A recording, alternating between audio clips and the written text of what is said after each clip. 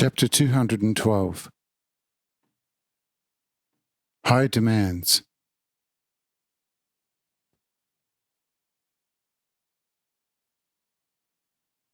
And the chief priest said very grim-faced, "You already seem to cheer in advance about our unsuccessful attempt.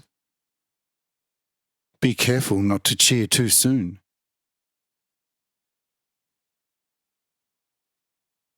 And the Speaker of the 10 said, "We do not rejoice in the least. But if you threaten us with woe you, for nothing at all, and for giving you sound advice, we think it is not appropriate to add a favourable justification to your hasty woe call, which overemphasises what we hinted to you on a small scale. But now nothing further. We will be silent now, and wait and see what the day of tomorrow will bring."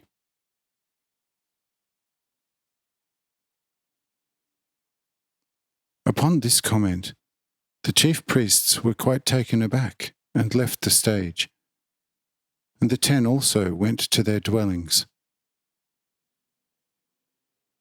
But the chief priests immediately sent out 1,000 heralds to summon all the great aristocrats of Hanoch to appear in the large open council chamber the next day.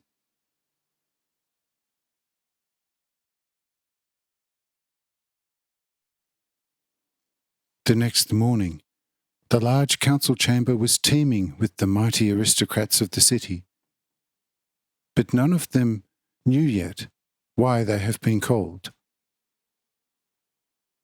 Some thought that the priests had arranged for another big slave auction. Others thought that a new law was going to be introduced or even new taxes to be enforced, and so they guessed back and forth in anticipation what would become of this convocation. But no one knew the real reason.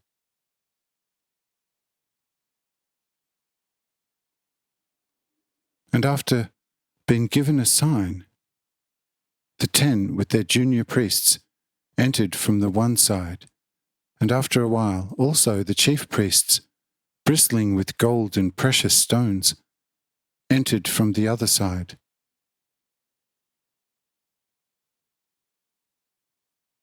In the crowd, the 10 were asked by the aristocrats what was to be expected, and the 10 said, "Nothing else than merely repurchasing the slaves. Demand proper prices, otherwise you'll all go under." This hint spread like wildfire among the aristocrats, and they were now well prepared for what was coming.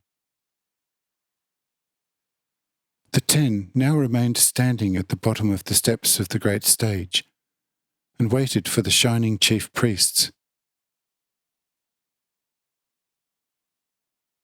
After a while, they appeared with great ceremony, and went onto the stage while repeatedly shouting, "Hurrah!"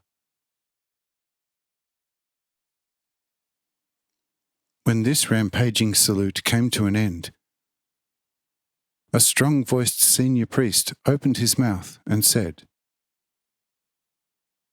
"Listen to me, you great, glorious aristocrats of the empire. The messengers sent out by us have discovered in a very distant land mountains which are made of pure gold, of which they brought us a rich sample.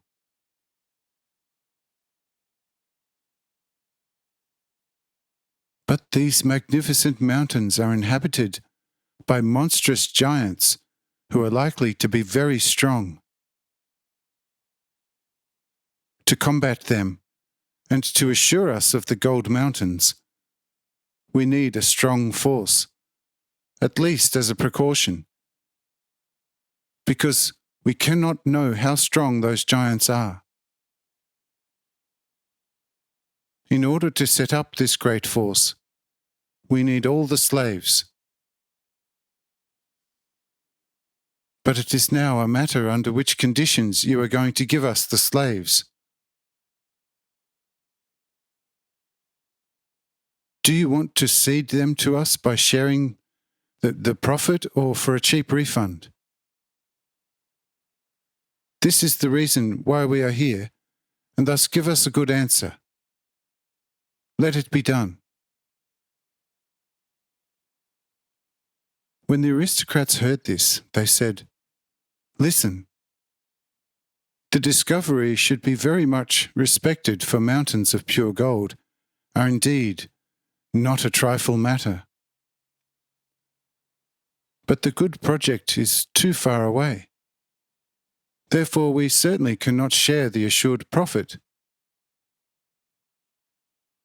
But to be no hindrance to such brilliant undertaking, we'll cede you on average every male slave for a cheap restitution of 5 pounds of gold, and every female slave for 3 pounds. If they come back, we're going to take them back for 1/3 of the deposit." We believe that this condition is fair. Here the 10 cheered secretly. But the chief priest almost fell in despair, and did not know what to say to such high prices. They therefore called the 10 onto the stage,